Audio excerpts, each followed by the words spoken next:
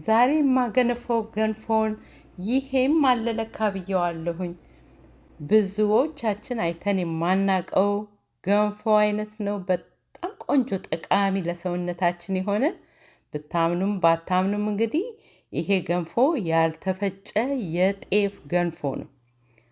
ምንም ያልተፈጨ ስላችሁ ጥሬውን ማለት ነው።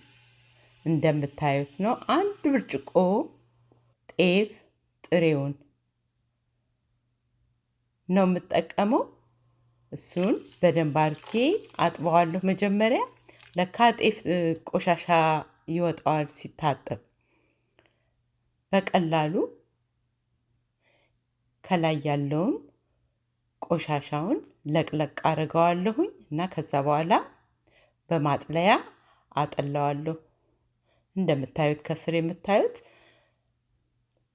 ታጥቦ የወጣው ቆሻሻ ነው። ለየት ያለ ገንፎ ነው የሚሆነው እና በጣም ቀላል ነው ደግሞ። ፖሬጅ በሉት እዚህ ሀገር አጃውን ፖሬጅ ብለን የምንበላው ጥሬውን ነው። እንደዚህ ራሱን ሲበስል ፖሬጅ ብለን እንጠራዋለን አይደል? እንደዛ ነው። አሁን በርከት ባለ ውሃ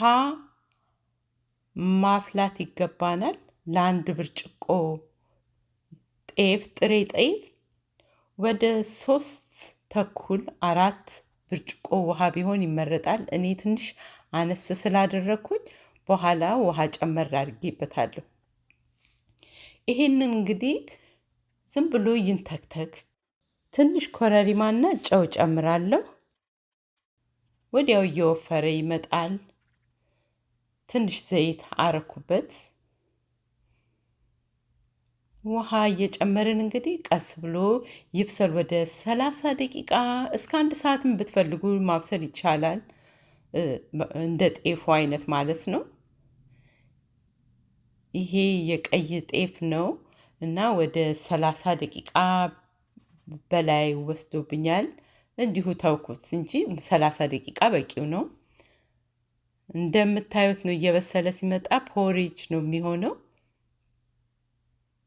ጥርት ያለ ምግብ ለመብላት ለጤና እንዴት ጠቃሚ እንደሆነ አያችሁት? ከተፈጨው ምንም ልዩነት የለውም።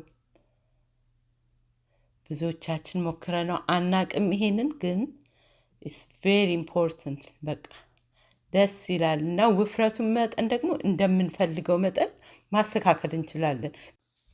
ቀጠን እንዲል ከፈለግን ውሃውን ጨምር ማድረግ አድርገን ማንተክተክ ነው። ወፈር እንዲልልን ደግሞ ውሃ በብዙ አለመጨመር ነው።